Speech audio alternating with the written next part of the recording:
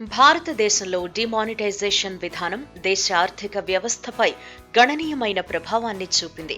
అయితే ఇది భారతదేశంలో డిజిటల్ చెల్లింపుల వృద్ధిని వేగవంతం చేసింది. భారతదేశ ఆర్థిక దృశ్యంలో డిజిటల్ చెల్లింపులు ఒక శక్తివంతమైన థ్రెడ్గా ఉద్భవించాయి.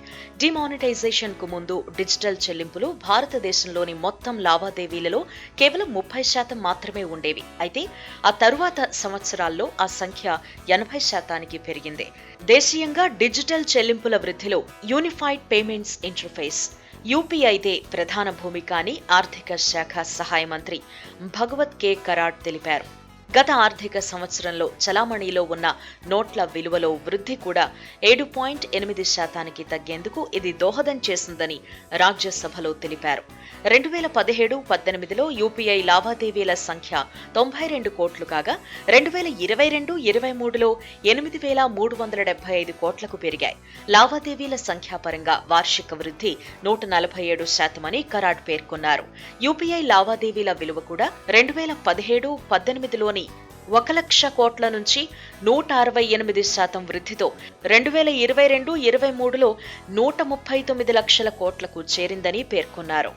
ప్రస్తుత ఆర్థిక సంవత్సరంలో డిసెంబర్ 11 వరకు యూపీఐ మొత్తం లావాదేవీల సంఖ్య 8,572 కోట్లుగా తెలిపారు. 2022-23లో మొత్తం డిజిటల్ లావాదేవీల్లో యూపీఐ లావాదేవీలదే 62% వాటా అని పేర్కొన్నారు.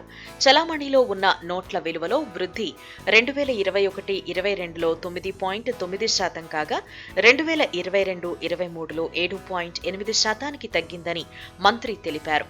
యూపీఐతో రూపే క్రెడిట్ కార్డుల అనుసంధానానికి రిజర్వ్ బ్యాంక్ ఆఫ్ ఇండియా అనుమతిచ్చిన విషయాన్ని ఆయన గుర్తు చేశారు. దీనివల్ల క్రెడిట్ కార్డులను తమతో తీసుకువెళ్లకుండానే చిన్న విక్రయ కేంద్రాల్లోనైనా కొనుగోళ్లకు చెల్లింపులు చేసే సౌలభ్యం వినియోగదారులకు ఉంటుందని మంత్రి తెలిపారు. 2023 డిసెంబర్ 13 నాటికి మొత్తం 39 పట్టణ సహకార బ్యాంకులకు బ్యాంకింగ్ నియంత్రణ చట్టం 1949లోని 35A సెక్షన్ కింద ఆదేశాలు జారీ చేసినట్లు ఆర్బీఐ తమకు సమాచారం ఇచ్చిందని కరాడ్ పేర్కొన్నారు.